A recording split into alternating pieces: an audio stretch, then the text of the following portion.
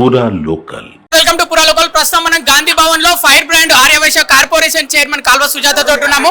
ఎలా అనిపిస్తుంది గాంధీ భవన్ లో రాహుల్ గాంధీ జన్మదిన వేడుకల్లో పాల్గొనడం?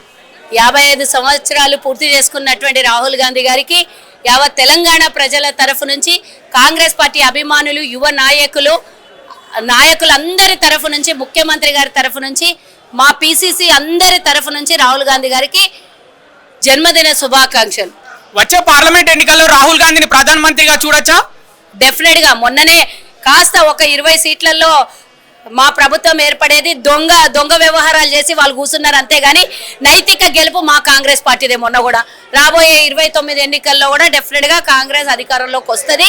రాహుల్ గాంధీ ప్రధానమంత్రి అవుతాడు. ప్రధానమంత్రి అయినాక అధికారంలో సెలబ్రేషన్ చేసుకుంటాం. మీరేమో రాహుల్ గాంధీ ప్రధానమంత్రి అవుతారని చెప్తారు. త్వరలో హెరాల్డ్ పత్రిక కేసులో రాహుల్ గాంధీని అరెస్ట్ చేస్తామని చెప్తారు. 6 లక్షల కోట్లు దేశ సంపదను దోషపెట్టినటువంటి దొంగల్ని అరెస్ట్ చేయమని ఫస్ట్ రాహుల్ గాంధీ నేషనల్ హెరాల్డ్ దాంట్లో నిరూపించితే అప్పుడు చెప్తాము. అసలు అది ఒక స్వచ్ఛంద సంస్థ 90 కోట్ల రూపాయల కోసం వాళ్ళని నడి రోడ్డు మీద కూర్చోబెట్టి వాళ్ళని హెరాస్మెంట్ చేస్తున్నటువంటి దొంగలకి దేశానికి స్వతంత్రం కోసం తీసుకొచ్చినటువంటి పత్రిక అది. ఆ రోజు ఈ రోజు ఉన్నటువంటి టెక్నాలజీ లేక పత్రిక ద్వారా దేశంలో జరుగుతున్నటువంటి విషయాలని అందరికీ చేర్చాలి. ఉద్యమకారులకు, దేశం కోసం కొట్లాడుతున్నటువంటి వాళ్ళకని ఆ రోజు స్థాపించినటువంటి పత్రిక అది, స్వచ్ఛంద సంస్థ అది. దాని మీద తెలియని వ్యవహారం చేసి కాంగ్రెస్ పార్టీనో నాయకులను ఇబ్బంది పెట్టాలని అని గనుక మీరు అనుకుంటే ఎవడు దోకున గుంతల వాడే పడతాడు. ఈ రోజు కేసీఆర్, కేటీఆర్ ఎట్లా పడ్డారో రాబోయే కాలంలో బీజేపీ కూడా అట్లనే గుంతలో పడుతుంది. అది కామారెడ్డి డిక్లరేషన్ లో 42% రిజర్వేషన్లు బీసీకి కదా. మరి ఇప్పుడు వచ్చే ఎన్నికల్లో స్థానిక ఎలక్షన్ బరాబర్ అధికారికంగా ఇవ్వకపోయినా పార్టీ పరంగా 42% బీసీలకు తప్పకుండా రిజర్వేషన్ కల్పిస్తామని చెప్పినాం. కల్పిస్తాం, మాట మీద నిలబడేదే కాంగ్రెస్. మరోవైపు కేటీఆర్ అంటున్నాడు ఈ ప్రభుత్వం పాలన సరిగా చేత కావట్లేదు, 6 గ్యారెంటీల్లో ఏది సగం పూర్తి. ఆయన ఉద్దేశం ఏంటంటే వీళ్ళకి దోచుకోవడం చేతనైతే లేదు, మాలాంటి కూర్చోబెడితే ఈత కూడా కథం పట్టిస్తాము. వాళ్ళకి తెలియదు. అప్పుడేమో మాకు మిగులు బడ్జెట్ తోని అంటే 17,000 కోట్ల మిగులు బడ్జెట్ తోని మాకు ఇచ్చిండ్రు. వీళ్ళకి ఏం తెలియదు, సన్యాసులు దోచుకోవడం తెలియదు. ఫస్ట్ ఆఫ్ ఆల్ కాంగ్రెస్ వాళ్ళకు మేము చూడండి 10 ఏళ్లలో 8 లక్షల కోట్ల అప్పు చేసినాం, రాష్ట్రాన్ని మొత్తం అమ్మేసినాము. వీళ్ళకి అంత తెలివి లేదు.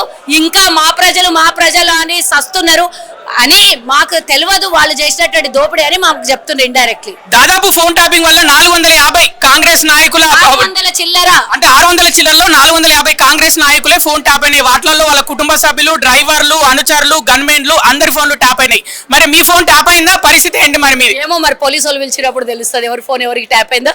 ఇప్పటిదాకా వరుస క్రమంలో పిలుస్తున్నారు, అందరూ ట్యాప్ అయినాయి. అంటే ట్యాప్ అయినాయి అని తెలిసిన తర్వాత వాళ్ళ గుండె గుబేలు ఎంతగానో బాధపడుతుందో. ఒకసారి ఇంత పెద్ద నేరం చేసినటువంటి దొంగలు ప్రభాకర్ రావు వెనకాల ఉన్నటువంటి ఈ దోపిడీ కుటుంబము, కల్వకుంట్ల కుటుంబాన్ని డెఫినెట్ గా ఈ నేరం మీద అయితే పక్కా యావజ్జీవ కారాగార శిక్ష వేసినా పర్వాలేదు, నడి రోడ్డు మీద ఉరి తీసినా పర్వాలేదు, గుడ్డలు చంపి అడ్డంగా నరికినా పాపం తలగదు అంటున్నా. ఎందుకంటున్నా ఈ మాట అంటే ఒక ప్రైవసీ, ఫోన్ అంటే ఒక ప్రైవసీ. ఆ ప్రైవసీని దెబ్బతీసి అసలు అధికారం లేకున్నా, అసలు ట్యాపింగ్ చేసే హక్కు లేకున్నా కూడా ఏళ్ల తరబడి అందరి ఫోన్లు ట్యాపింగ్ చేసినటువంటి దొంగల్ని, మా ప్రైవసీని దెబ్బతీసినటువంటి దొంగల్ని, రాష్ట్ర ప్రజల్ని మోసం చేసినటువంటి దొంగల్ని నడి రోడ్ల ఉరిదీయాలని అనుకుంటున్నాను. ఫోన్ ట్యాపింగ్ అయినా 2023 నవంబర్ ఫోన్ ట్యాపింగ్ అయింది. డిసెంబర్ లో అసెంబ్లీ ఎన్నికలు జరిగినా ఎలా గెలిచింది కాంగ్రెస్ పార్టీకి? గెలుపు ఎలా సాధ్యం కాలేదు? ప్రజలంటే తీర్పు ఏ విధంగా ఉంటుందో కుక్క కాటుకు చెప్పు దెబ్బ కొట్టి చూపించారు కదా తెలంగాణ ప్రజలు. నువ్వు 1000 చేయి, 1001 ఓటేస్తాం మేమని ప్రజలు డిసైడ్ అయ్యారు కాబట్టి వేసారు. లేకపోతే ఇంకొక 20 సీట్లు అదనంగా కాంగ్రెస్ కు వచ్చేవి. అంత ఇబ్బంది పెట్టినా కూడా తెలంగాణ ప్రజలు కసితోని కల్వకుంట్ల కుటుంబాన్ని బొందబెట్టాలనే ఆలోచనతో ఒక్కడి కాదు, ఈరోజు తెలంగాణలో ఉన్న యావత్ అన్ని రంగాల వ్యవస్థలో ఉన్నటువంటి ప్రతి ఒక్కళ్ళు కూడా కసితోని గెలిపించారు కాంగ్రెస్ ని. ఆ కసి వేసినటువంటి ఓట్లు కొంత వాళ్ళ మేరకు వెళ్ళిపోయి ఉండొచ్చు, కానీ ఇంకా వెళ్ళిపోకుండా మా ఆలోచన ప్రకారం 75 సీట్లు పక్కా మాకు వస్తుండే.